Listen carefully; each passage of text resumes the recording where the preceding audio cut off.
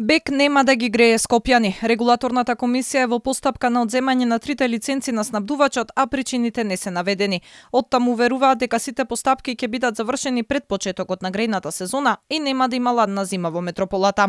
Откако регулаторот ќе ги одземе лиценците, на потек е владата која треба да распише нов тендер за снабдувач со топлинска енергија, а согласно законската регулатива, БЕК има обврска да снабдува со топлинска енергија до тогаш. Тоа значи дека во моментот кога ќе ги одземеме лиценците, ќе информираме владата и согласно законот за енергетика, владата е должна да распише тендер на кој што ќе треба да се најдат нови вршители на енергетската дејност.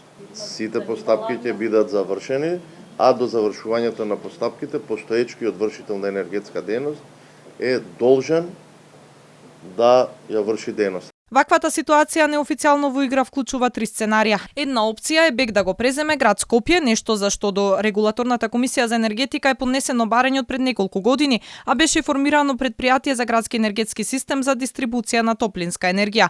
Друга можност е ЕСМ да го продолжи управувањето со БЕК кој го презеде во јануари годинава, откако поради енергетската криза БЕК не беше во можност да испорача доволно газ, а третата опција е да биде избрана нова приватна компанија.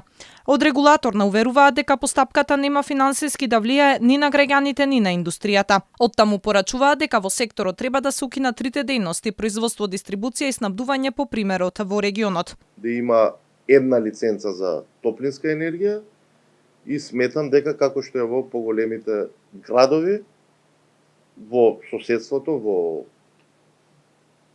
Србија, во Хрватска, владата или други јавни предпријатија треба да си го превземат вршењето на оваа дејност. Трите лиценцирани компании на БЕК покажаа 3 пати поголеми трошоци за 2022 година до регулаторната комисија за енергетика. Оттаму побараа да се признаат трошоци во висина од 60 милиони евра, додека ланското барање на крајот од пролетта 2021 било 25 милиони евра.